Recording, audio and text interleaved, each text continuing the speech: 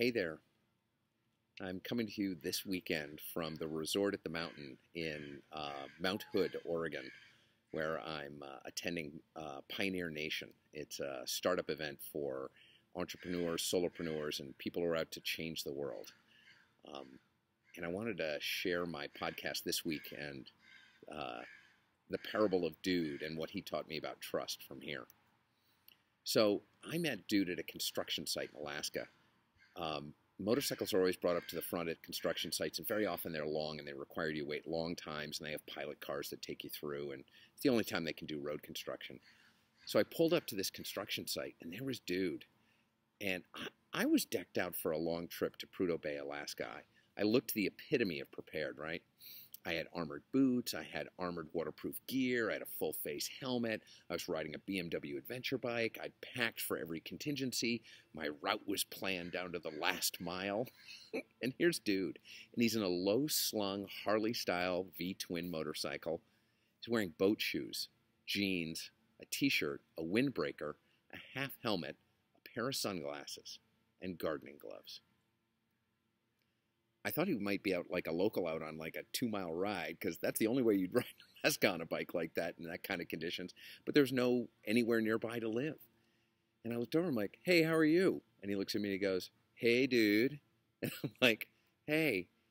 And at that point, a mosquito goes by and he just waves at it. And he goes, man, we don't have mosquitoes in L.A. like that. And I was like, L.A.? You came from L.A.? And he's like, yeah. And I'm like, how'd you get here? And he's like, oh, I just decided I wanted to ride to Alaska, man, and so I just got on my bike and started riding. And I'm like, this guy did not have luggage. He didn't have a map. He didn't have a place for anything. And he was just riding. And before I could get more of his story, the pilot car came to get us. And they took us through the construction site, and I was sure that was the last I'd seen him. The road was so tough getting through the construction site, I was pretty sure he was just going to crash there and call it good. But I kept seeing Dude. Dude kept showing up. Every day the weather held. The road went from bad to good and back to bad again. But I'd stop somewhere, and then I'd be there for a little while, and then I'd hear this meep, meep in the background, and I'd look over, and there's Dude, hand raised, a little bit like the Dalai Lama or a religious leader, acknowledging his followers. And I finally just got to the point where I'm like, Dude, as he'd ride by. But here's the deal. At the end of the day, I was super angry. He had no right to be there. I'd worked hard to be where I was. I'd done all the preparations. I'd read all the guidebooks. I'd bought all the gear. I'd upgraded my bike. I'd spent tons of money getting ready for this ride of a lifetime, right? Nobody should be allowed to just be here. And I was just waiting for his little magical pixie dust trip to fail. And then one day, that opportunity came up. I was leaving this small community, and there's this massive sign at the end of town. I swear to God, it was like 50 feet wide and 20 feet tall. And the sign said, last gas for 150 miles. Turn back and get gas now. And so I dutifully was like, oh, well, then that's what there is to do. So I turned my bike around, I went back, I filled up with gas, and on I moved. About 100 miles down the road, I stopped, and I was like, I just got to get off the bike. I'm exhausted. I need to stretch my legs. It's going to be okay. And just take a break. And as I'm sitting there having a drink of water, Dude drives up. He drives right up to my bike. Haven't talked to him since the construction site. And he immediately says, hey, Dude. He's like, is there gas nearby? And I go, you didn't see the sign like 100 miles back that said no gas for 150 miles? And he's like, no way, man. I didn't see that. And I'm on fumes. And the moment had come, right? This is where the magical pixie dust, just hop on your bike, go anywhere you want, anytime you want to, little story comes down. And then I suddenly realized, like, I thought this whole time that I was going to teach Dude a lesson.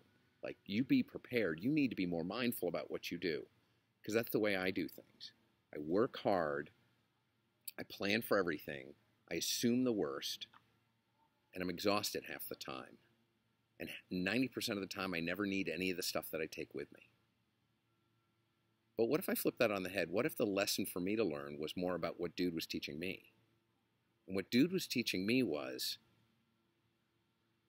What if you just trust that the universe will provide? What if you just trust that human nature will provide? What if you just trust that it'll all work out? In that moment, everything shifted for me. And I looked on the back of my bike, and strapped to the top of my bike was a gallon gas tank full, because I never knew when I would need it. As it turns out, Dude had planned that the universe would provide, and it would. And it would provide because I'd be the one providing it. So I broke out into a big smile, and I said, Dude, of course there's gas nearby. I've got some for you. We got him filled up, and off he went.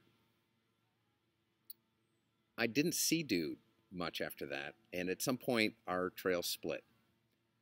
But I will never forget what Dude taught me about trust, and that no matter what we think about being all by ourselves, or that we have to be prepared for everything, or that we have to know what every contingency is, there's magic in just trusting that the universe will show up and allowing others to contribute to us and make a difference for us.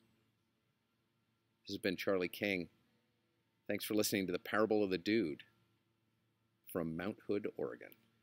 Take care. Talk to you next week.